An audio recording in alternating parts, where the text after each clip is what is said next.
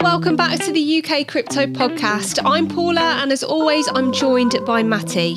Today, we've got a really interesting guest joining us. Delli is the Operations Director across the CMC Group, working across all three brands, and she's also the co-founder of FUSD and FUST. Although that's a conversation we'll save for another day. Today's episode is all about Liquid NFTs. Now, before anyone switches off because they think NFTs are just overpriced JPEGs, I want you to keep an open mind. Because today's discussion isn't really about artwork. It's about ownership. It's about liquidity, and it's about asking one simple question. Did NFTs fail because the technology was broken, or because the business model was? We'll be exploring why most NFT collections eventually die, why liquidity might be the biggest problem in the industry, and whether there's actually a better way of doing things. Right, let's get into it.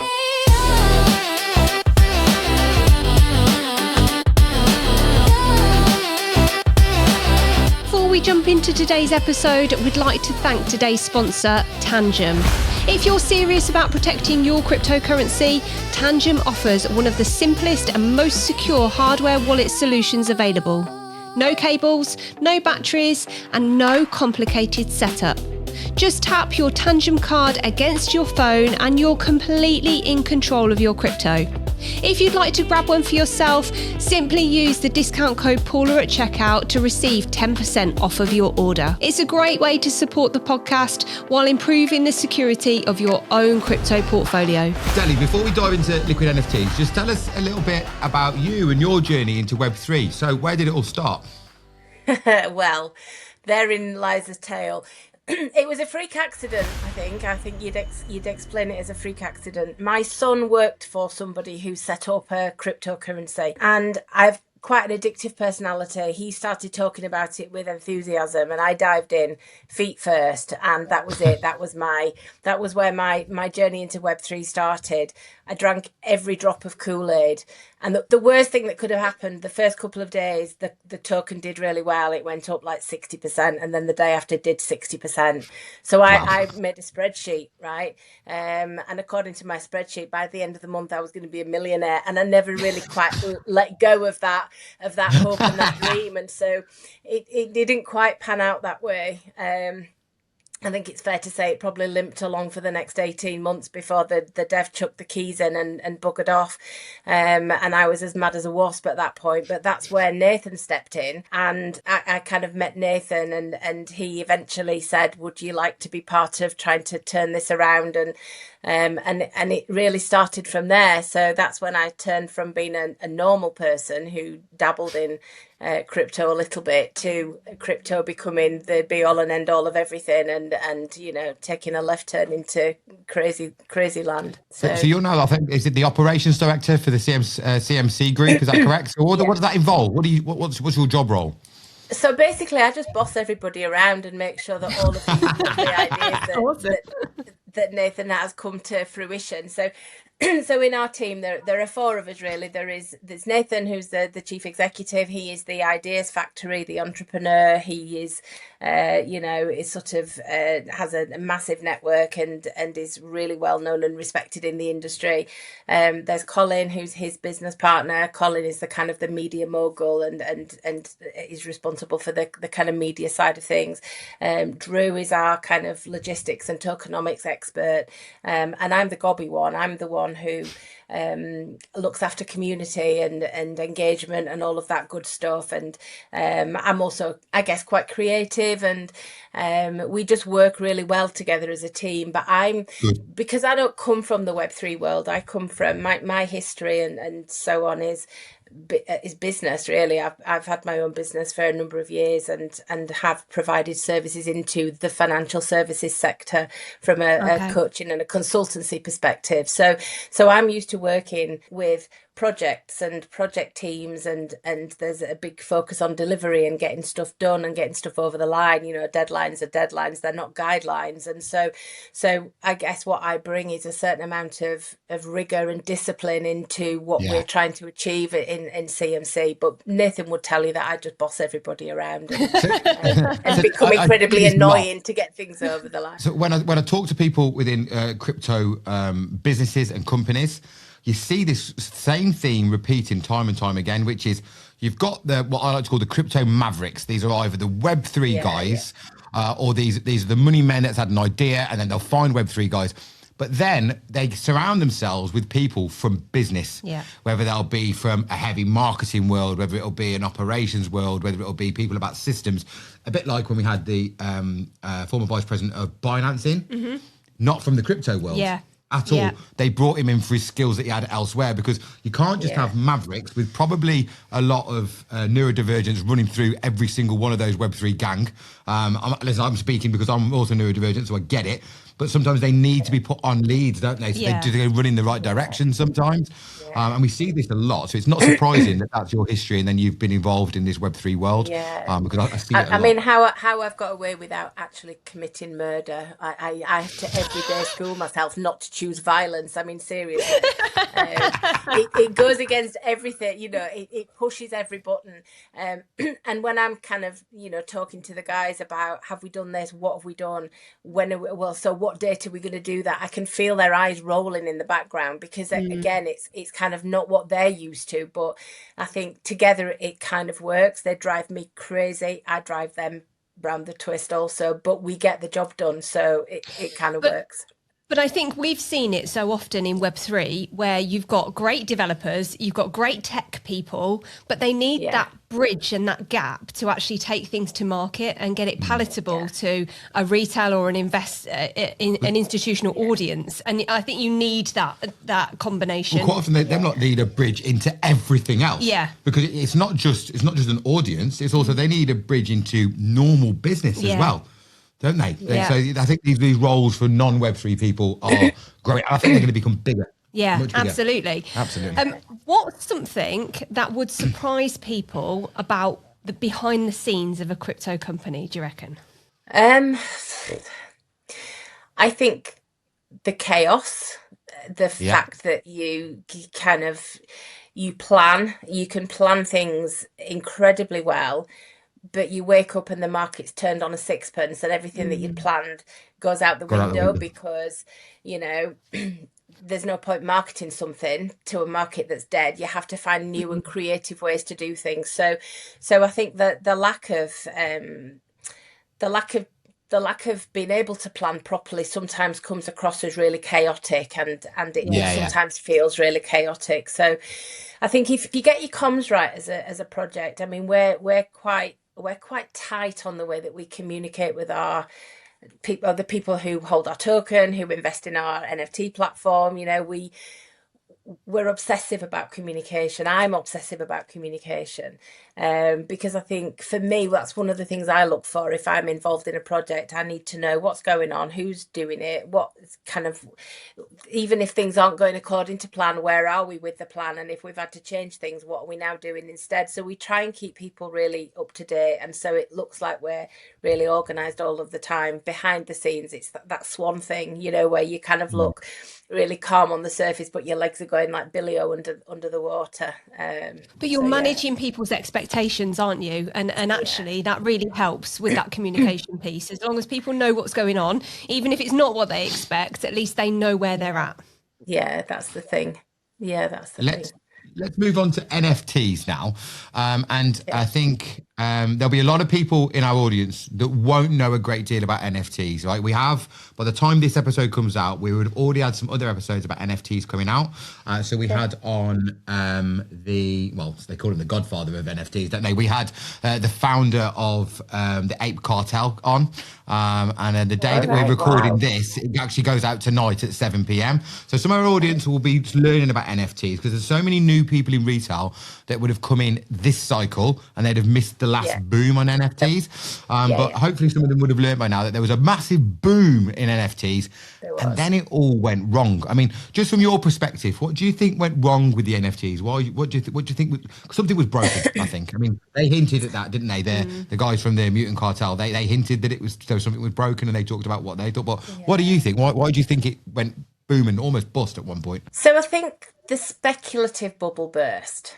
And I don't necessarily think that's a bad thing, because I think the first iteration of anything is never actually where it lands. And I think you sometimes have to kind of go through that learning curve to understand what works and what doesn't work. I think the industry blamed NFTs for failing. In reality, it was the business model that underpins NFTs that failed, because NFTs, as a technology, they're amazing. They prove ownership of a digital asset. It's an immutable fact. It's on the blockchain, and that's something that the internet had failed to do up until that point. But I think as an investment model, that's kind of where it failed, because it was all about hype and speculation. And actually, once that hype and speculation went away, you were actually left, in the vast majority of cases, with a digital asset that had actually no value, no intrinsic value. And you could only realise any value from it if you could find somebody who wanted to buy it. And as the hype and the speculation died down, so did the audience of people who might want to buy it evaporated. And sometimes you were just left holding something of no value. It's so interesting that you've said that, because you don't know what the founder of the Mutant Cartel said, because the episode is not out until tonight. It is so similar to what he said, which actually goes to show that the people involved in the NFT world, we'll go on to how you're involved in that in a moment, they're on song. It's really nice to see that everybody is kind of coming at this from the same perspective, because I think different projects, if you look in crypto, you've got different projects, you've got meme coins, and I think there's a lot of people holding meme coins that would probably feel the same as people holding some of these NFTs. All of a sudden the value's gone. As soon as the attention, the hype has gone, absolutely, they're screwed. Absolutely. Very similar, it's really similar. The difference is, though, that the difference is you would never buy a cryptocurrency with no liquidity. And yet that was the standard for NFTs. Yeah. They had no intrinsic value, no liquidity. Yeah. And yet people were falling over themselves and paying ridiculous sums of money to buy them. I mean, you could buy an NFT. It would cost you more than it would cost somebody to buy an average sized house. That's, at the peak of we learned, didn't we, from Callum? He thinks his business partner bought the most expensive one on the planet, to his knowledge, £3.5 million. It's crazy. Wow. That's ridiculous. It is, because it's a JPEG with no intrinsic value. The only value is what someone is prepared to pay for it. And if he was prepared to pay £3.5 million, happy days. I hope it, I hope it kind of keeps him. Tells you how much money they made. That tells you how much money they were making, doesn't it? Absolutely. Right. And it's secondary market. That's what we learned as well. Because when they were releasing these collections, actually they were selling them for a couple of $100s, and it was the secondary market that was creating this inflated value. Yeah, totally. Yeah. So when we're talking about the secondary market, do you think the well-established platforms for the marketplaces, I think, are they, do you think, built for the traders to benefit them rather than the people that are holding them? I think that becomes a bit of a problem, we think.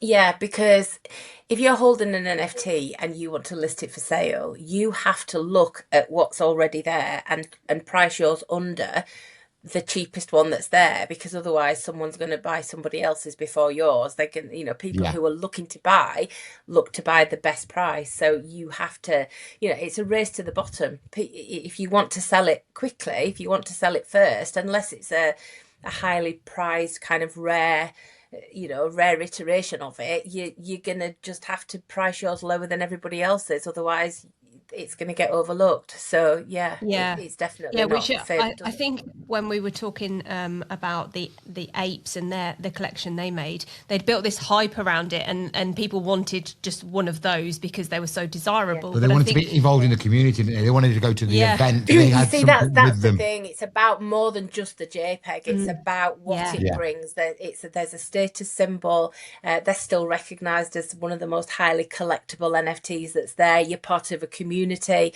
It gives you access to an exclusive club. That's what you're buying as much as the image itself, you know. That's why they did well. Yeah, and I think, but not all NFTs were in that category, were they? And there were a lot of kind of bad actors in that arena during that bubble. Back in the day, if you launched a collection, you made all your money at mint, right? Yeah. And then you didn't really benefit so much from the secondary sales. And if that means that, where's your incentive as a creator to continually promote, to develop, to do all the things that give it ongoing value? Yeah, he worded it as, what happened is the creators will run out of money. Yeah. And therefore their will to be involved in the projects will dwindle because the money's no longer there. Yeah, absolutely. Exactly. It's exactly what he said. Yeah, absolutely. And it kind of brings us on to this idea about liquidity, and liquidity being a problem with NFTs. So how does Liquid NFTs try to solve that problem of liquidity in that market? Mm-hmm. So with Liquid NFTs, when you mint an NFT, 50% of what you pay as a minimum is locked immediately to that NFT in liquidity. Right. So when you mint a traditional NFT on a different platform, the creator gets pretty much everything. When you mint a Liquid NFT, the creator gets 40% of the value. So the creator can load a collection for free. It doesn't cost them anything to load a collection. Let's say I pay $100 for an NFT. The creator will get $40. $50 is immediately locked to my NFT and becomes liquidity within the NFT that's accessible only to me. And then there's a 10% platform fee. And of the 10% platform fee, half of that is then distributed amongst every NFT on the platform, proportionate to value, which means that if I hold a Liquid NFT, it's going to be worth more tomorrow than it's worth today, because every trade on the platform, every mint, every secondary sale, every redeem, every burn puts value into my NFT. So that is locked in, accessible only to me, but it will grow with every trade on the platform. It's such a clever idea. Okay, so just so that I can go back over that so that I completely understand. So I've bought an NFT. My NFT is automatically worth 50% of what I bought it for, and that will always be the case. And then the longer I hold it for, the more the value of it's going to go up. Is that right? Because other people are buying and selling, and that's going to add to my part that my NFTs. That's awesome. Yeah. That also is a reason for people to keep hold of them as well, rather than just buying them and selling them again. Yeah, that's the thing. And the other fundamental difference is you don't need a buyer to release the liquidity from your NFT. So you can sell it, and if you sell it, the liquidity that's inside it goes with the NFT. So people are buying something that already has a value. If you can't find a buyer, if you list it for sale and you can't find a buyer, you can simply redeem the NFT, which means that it's burned and gone forever, but the liquidity drops straight back into your wallet. So immediately you can realize the value, which means that, you know, there's no reason not to hold. If you buy it, you know that it's not going to lose value. It's going to be worth, from the get-go, at least 50%. And actually, the percentage liquidity inside is up to the creator. They can give liquidity from 50%, which is the minimum, up to 85-90%. We've got some NFTs on the platform that are minted with 90% liquidity. 85% liquidity. The creator gets just 5%. But the benefit to the creator is, yes, they get 40% of the mint price when someone buys their NFT, but every time that NFT is traded, every time it's sold, or when someone redeems it, they also receive another 10% of the value of that NFT. So that solves the problem of what Callum was talking about, to do with the hype bubble. That is exactly the problem he was discussing. Yeah. Isn't it? Yeah, absolutely. Yeah. Because he was talking about people getting paid royalties. Yeah, and it disappeared. The royalties disappeared because of Blur came out, wiped out royalties overnight. And people didn't want to create in the space. He gave a description of doing nearly $75,000 a week in royalties to factions. No, million. No, a week. Yeah, it was 75 Oh, million was it a week. million? Oh, Yeah, Jesus. yeah. Okay, and then it went to fractions like that. Like, boom, done. Yeah. So I guess what you'd say is it redistributes the way a creator earns from their NFT collection. Instead of getting it all up front and then nothing, they get 40% of that up front, and then they receive a residual income from every trade. So if their collection is popular, I mean, let's take Bored Apes as an example. I think they raised 800 ETH from the actual mint. There's then been 1.6 million ETH in secondary sales, right? So, so imagine them getting 10% of that as well. Right. So actually, you over time will earn more as a creator. Your holders will have better value. They'll always have an exit. They'll always have liquidity that's available to them, and it's always going to continue to grow. Because the thing is, there's also another growth engine baked within within Liquid NFTs. They're underpinned by FUSD, which is our appreciating stable token, and I know we'll maybe at some point have an opportunity to talk about that with you. But basically, it's another podcast on its CMC. own, by the way, that one. Yeah. That's a podcast on its own. It's such an interesting project. Absolutely. So FUSD is what we call it, an appreciating stable token, and we're still wrestling with whether we're allowed to call it that because of all the new stable token kind of legislation that's around now. But we affectionately call it an appreciating stable token because it's backed 1-to-1 with USDC, but actually there's a nominal 2.5% tax when you buy or sell that, and what happens with that is 50% of that gets added immediately to the smart contract. So over time, it acts like a stable token, as in you know it's minted when you buy one and it's burned when you sell one. So the kind of tokenomics are very similar to a stable token. But over the last 12 months since we launched it, it's increased in value by about 8%. So now FUSD is worth $1.08 rather than $1. And so the liquidity that's inside the NFTs is in FUSD. So not only do you benefit from every buy and sell and some liquidity being added from every trade on the platform, the underlying asset is FUSD, which in itself appreciates in value. So it's kind of a double whammy, and there's the secret sauce, I suppose you'd call it. Absolutely. It takes so much of the risk away that people were worried about when they saw this big boom, and then it all collapsed and the liquidity went. So it sounds like such an interesting project. And the thing is that what we're seeing is lots of different types of NFTs. They're not just pictures. And I mean, we have got, because it's so simple to create a piece of digital art these days. You go onto ChatGPT and ask it for a funny looking dog, and it spits out a funny looking dog, and you can then load that, and all of a sudden it's an NFT that has some value, right? So we've had lots of people playing around and experimenting with loading collections. We've got several people who've launched lots of collections because it's dead easy and it doesn't cost anything and it's a lot of fun, and people are buying it for fun, community buying community, and they're doing all of that knowing that their investment's going to grow, and that's fine. But we've got revenue share NFTs where there's a creator on our platform who's anonymous by choice, recognized by reputation. That's kind of how we refer to him, and he will launch collections on behalf of people, but a part of his royalties he re-injects into his collections, and so their liquidity is growing way beyond the pace of just trades on the platform. He's got I think 3 minted out collections where the liquidity value is actually higher than the mint value was that people paid for them. His revenue share NFTs, I think they're up at something like 96% ratio of revenue to mint price now, and so there are people experimenting with the kind of economic engine that we've got to make it even more valuable, even more beneficial for holders.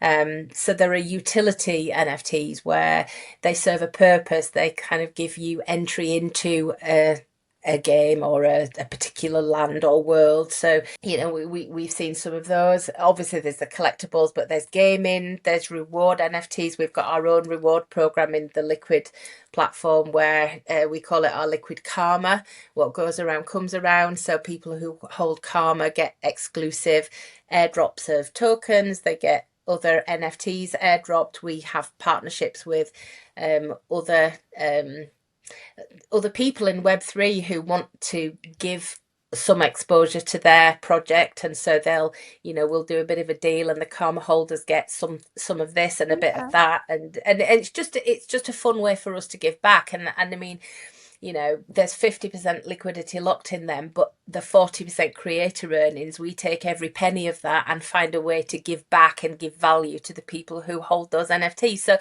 you can really have some fun with NFTs. They're not just pictures of funny looking monkeys. There's all kinds of things. Yeah. I think you've probably hit on something that's really quite important, actually. I just glanced down at my notes then, and actually it sort of fits in well, because I think there are a lot of people, unless you're in the NFT world, which most of your audience won't be, and by the way, I'm not either, so I'm in that camp. I've just thought, why on earth people buying pretty pictures, digital pictures, and paying silly money for them? It doesn't make sense. And I think most people will be in that camp, right? I mean, fair play. The Bored Apes look cool, right? But it's a lot of money, right? Yeah. And it doesn't really make sense to me. Now, I'm getting closer to it because the Butin Cartel are inviting me to London for a party, right? So maybe I'm going to be tempted to have a monkey very, very soon. I mean, I'm getting more and more interested in the monkey when I realise there's parties involved with having a monkey, okay? But I think most people will be in that camp. When you're talking about it actually having liquidity locked into it, that's going to make way, way more sense to some traditional crypto people than that's a pretty picture. Because, listen, most people also don't buy artwork. Yeah, I think it's a niche, isn't it? Yeah. It's a niche. Artwork is incredibly expensive. We know there's some of the most expensive things on the planet is artwork, Mona Lisa or whatever, you know what I mean? All those things, a Van Gogh or whatever it will be. But most people don't want to go and spend that kind of money in it, even if they can afford it. And I think NFTs are very similar. Most people don't want to go and buy them, even if they can afford them, because they think it's just a picture, I'm not interested. But if it's something that's locked into it in this system, all of a sudden I think that might grab the attention of just an average crypto person. Yeah, because I think if you already got it, if you were already invested in this idea of NFTs, you probably already got one so far. So I guess this idea of having the liquidity in it is going to appeal to a different audience, because people aren't necessarily just going to buy it for the picture or the community like they were before. Yeah, that's right. And we've actually just recently, a really well-known in real life artist has launched a collection with us, and I'm not allowed to say his name, I'm sworn to secrecy. But that's his first foray into NFTs, which had a bit of a, he wasn't sure at all whether it was kind of going to work for him. And actually the NFTs that he launched are worth a lot. They're a lot cheaper than to buy a piece of his art in real life, just kind of testing the water. But, people who are traditionalists, who are art collectors, who haven't maybe thought about NFTs before, this gives them a way to be able to invest safely, knowing that they're always going to be able to realise some of the value that's in. Just like in the real world, if you buy a piece of art and the artist takes off, it becomes very much more valuable. If you buy an NFT from somebody who creates a name and becomes a thing in the kind of digital world, then your NFT will be worth a lot more than the liquidity that's locked inside it, because it becomes infinitely more desirable, and people will pay 10 times the mint price and maybe 10 times the liquidity price because it's a piece. So it doesn't take away from the collectible, desirable nature of something that's kind of rare or very desirable to have. But what it does give you is that insurance policy that it's not going to fall below a certain value, and that's the difference, I think, really. Which you actually don't get if you buy a piece of art. No, you don't. Absolutely not. What do you mean? No. Well, if you went and bought a painting And yes, if you went and bought like a world famous artist painting, you've probably got an idea as to what the value was going to be for resale. But if you went and bought a piece of art in the hope that the artist was going to become famous, you mean the lot of liquidity? Yeah, exactly. It could go either way. So you're not going to guarantee 50% of what you've paid for something if you just go and buy a random piece of art. Whereas that's what you're saying you get with this digital art. Yeah, that does make sense.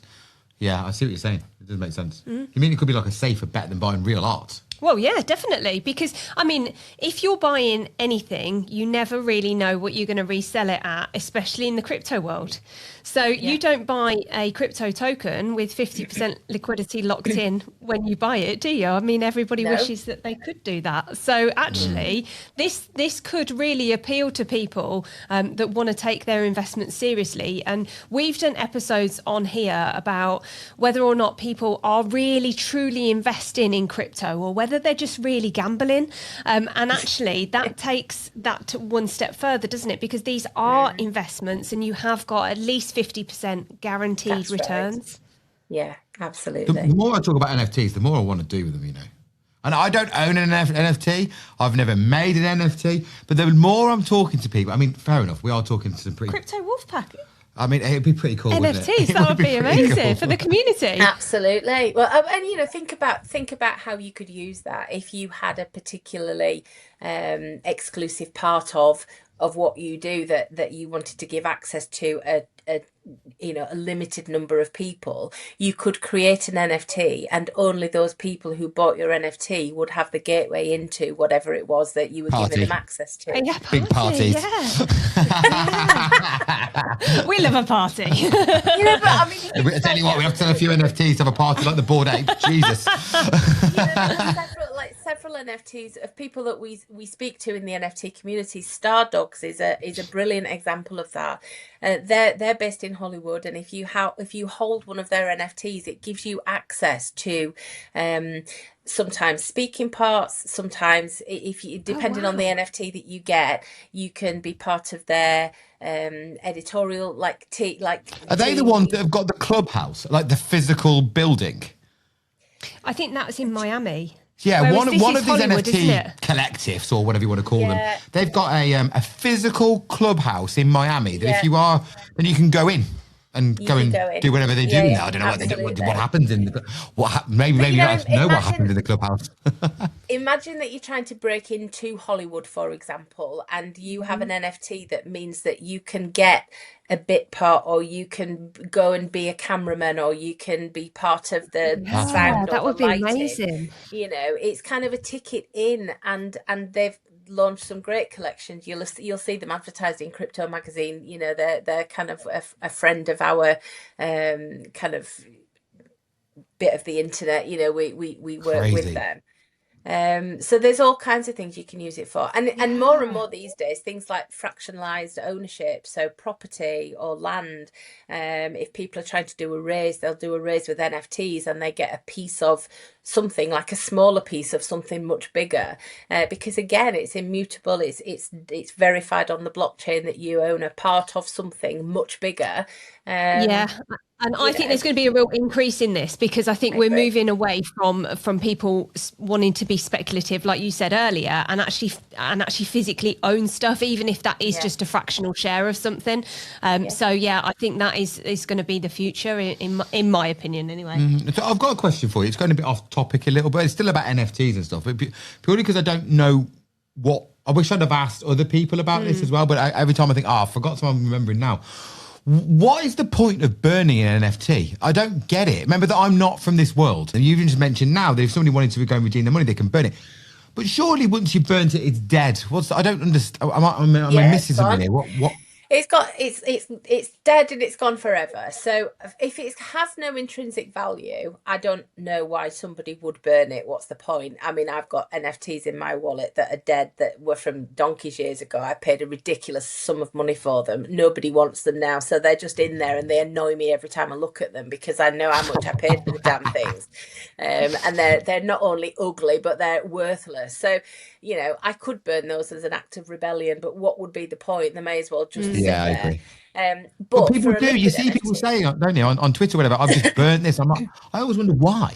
What's the reason? So a I can see why a creator might burn a bunch of NFTs, because actually what they're doing then is reducing the overall number of NFTs that are available from that collection on the blockchain, which makes them more rare and hopefully sometimes maybe more desirable.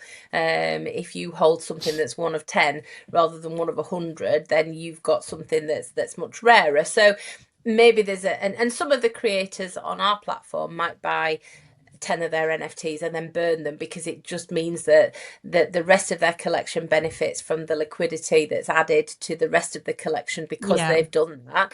And it means that there's not as many available, therefore they become rarer. So but really the reason an individual would burn an NFT on Liquid is to release the liquidity inside it, because what you can't do is keep the picture, keep the image because you like the image. I mean, you can still look at it, but it just technically doesn't exist anymore. But you can't release the liquidity and keep the NFT. It's one or the other. So but why wouldn't you just sell it rather than burn it? Well, you could absolutely sell it, but then that means that somebody else owns that. So if you want to release the liquidity inside it, what you could do is put it up for sale on the secondary market, and for probably more than it's worth, because people will buy it knowing that it's got liquidity already and it's likely to it will definitely increase in price. So they may want to buy it as an investment. I've done that. I've bought one of the Anon skulls because I liked the picture. I paid more than the mint price because I really wanted that particular image, and I've used that image on my social media. I've used it as part of advertising our projects and our tokens, because that image belongs to me and I can do what I want with that image. If I was to sell that, then that means I would no longer have the right to use it publicly. So it would then the rights to that image would belong to somebody else.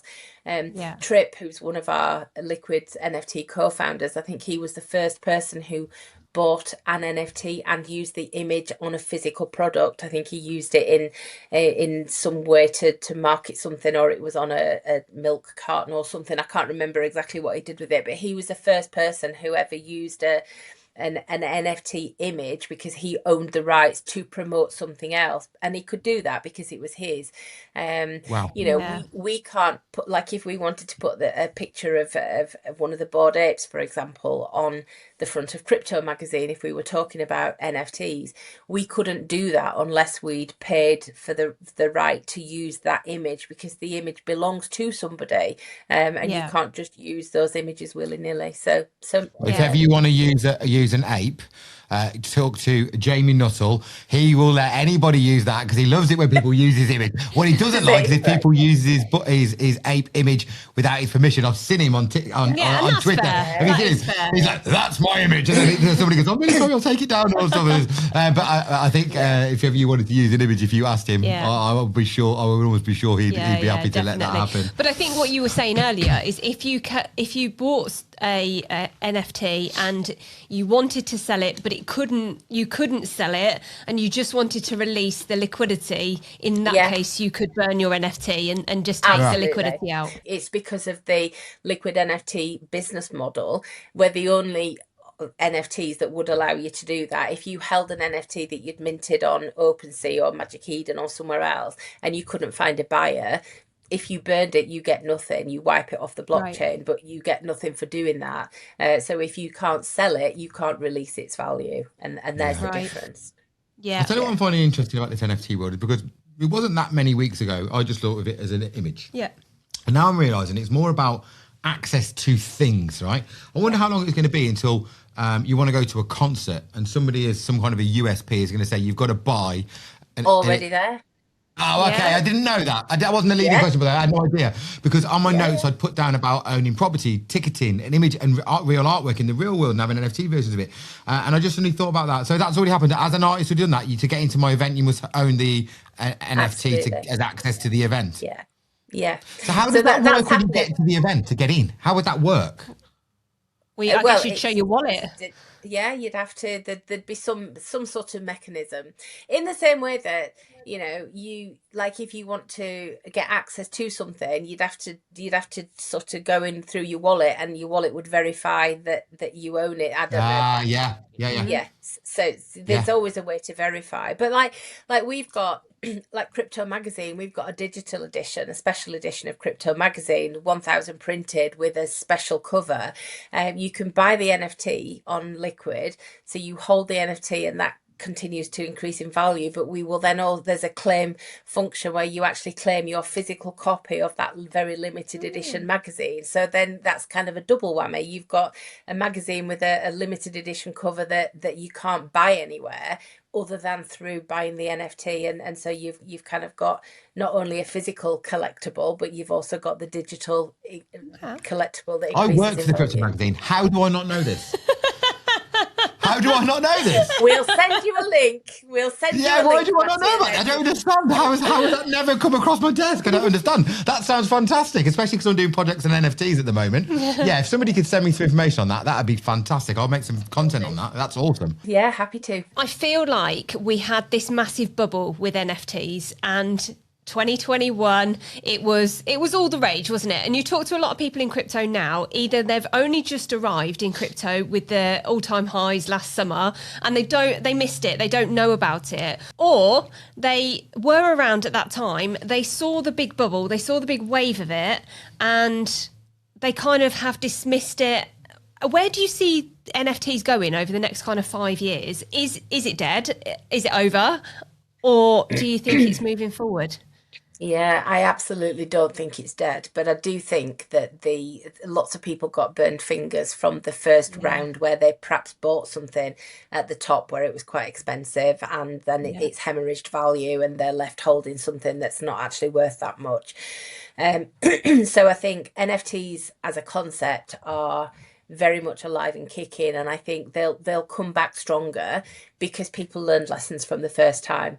So I think people will probably be reluctant to buy things that don't have intrinsic value, which is where I think Liquid plugs in and solves that particular problem. I think that's got the potential to change the face of how NFTs are traded, bought. But things like people doing a raise through NFTs, that, you know, people fractionalize ownership, as we've said. You know, I think it's a great way to prove ownership of a unique digital asset. So I think they will always exist, but they will develop more into gaming, into utilities. I think people will be more discerning. They will buy things that give them things in return. You know, it's not enough to just hold a desirable JPEG now. I think NFTs have grown up, and I think that their underlying business reason for holding them is what will grow going forward. I think the purpose behind them has become more important than the things themselves, I think. Do you feel like it's a bit of an uphill battle though, because NFTs have got a bad name almost? Do you feel like you're fighting the tide there? Because when we spoke to Callum, he was saying that actually I think we should just move away from them being called NFTs. Right. So okay. what do you guys think to that? Does it Just have explain that? what he means. What he was saying was he thinks that the NFT now has got a bit of such a negative connotation. You'd be better off to be calling it, I'm a business that does this, right? And then we just happen to use that technology. And what he was trying to say is when people are sending money, they're not, or they want to do a money transfer, they're not talking about the tech behind it. Or if people want to do something else, they're not talking about the tech behind it, yet people seem obsessed to be talking about the tech behind whatever the NFT does. And actually, there should be more transition into, I'm the business, this is what we actually do, and then almost forget the tech bit, just let it happen naturally. That's what he meant, didn't he? Yeah. It's like anything else. If something has a negative connotation, you have to work twice as hard to kind of almost reinstate its reputation. I think they'll find their level again, and I do. I think the more NFTs are used in a positive way where people don't lose money on them, I think people will continue to buy them. But you know, if somebody puts out, you know, 10,000 concert tickets and they just happen to be in NFT form, people will go out, they'll find out how to download a digital wallet, they'll find out how to buy it because they want to go to that concert. So if the purpose for buying it is strong enough, people will buy it. Yeah, I agree. Okay. And certainly whenever we talk about Liquid NFTs, it is so warmly received. Everybody thinks it's a brilliant idea. And what we're starting to see, people who had never considered doing an NFT project for their an NFT for their project, for example, are really keen on doing an NFT for their project, because there are ways that you can give back to your community through the funds that you raise by selling NFTs, right? And so I think people are waking up to the fact that they don't need to be dead. And if there's a business model that comes with value, baked in value for the people that are going to buy them, that's been incredibly warmly received. We're really excited to start marketing it, because Liquid actually launched in December 2024, so it's about 18 months ago. The first iteration of Liquid proved the concept, and it was great, but there were a lot of things under the bonnet that we needed to address. It didn't work in quite the way we'd imagined. In fact, I think the first set of devs that we had on the project were kind of puffing on the crack pipe as they tried to plumb all of the things in under the bonnet that we wanted to achieve. So I think we kind of took it offline in around August, September last year, and we've literally had a new brilliant team of devs working with us for the last kind of 6-8 months, and we relaunched V2 in May, and it's been incredibly successful. We've had nearly 70 collections launched on that since we restarted the engines, if you like. All of the OG collections are there. They've continued to grow liquidity, and they're having a bit of a renaissance. I mean, it's great. So people are enthusiastic about it. There is a very ready and willing audience, and we're talking to lots of really big projects about launching a collection with us. When we launched the first iteration of Liquid, we were just on Polygon. When we relaunched Liquid, we're on Ethereum, Polygon, BNB Smart Chain, and BSC Hyperchain. So we're already multi-chain, but we've got much bigger plans for expansion. And also we want to go into music streaming. So obviously we've got video NFTs, Liquid audio NFTs, as well as image NFTs. We would like to go into music streaming, because how artists can earn on the likes of Spotify, it's criminal. They get $1 for every 10,000 downloads or view or listens or whatever. It's ridiculous. That the model that we're proposing to build will reward artists and listeners just by listen to an ad, get some liquidity, listen to an ad, earn some money, whatever. That it's another great build on what we've already got. So it doesn't stop here. It will become much more than it is at the moment. There are big plans for that. It sounds so exciting. It really, really does.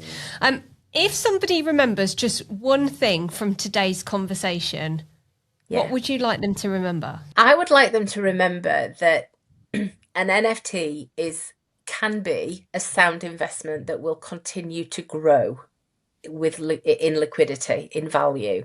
So come and have a look at the platform, liquidnfts.finance. That's the website. Come and have a look at the sheer array of different types of NFTs that we've got.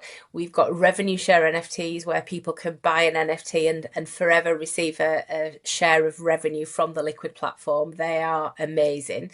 And we've got so many different types of NFTs which have liquidity built in up to 87%, I think is the highest one. So literally, if you spend 100 quid, you're risking 13 quid, because the rest of it is locked in, and it's going to continue to grow every time somebody buys or sells or redeems or burns an NFT on the platform.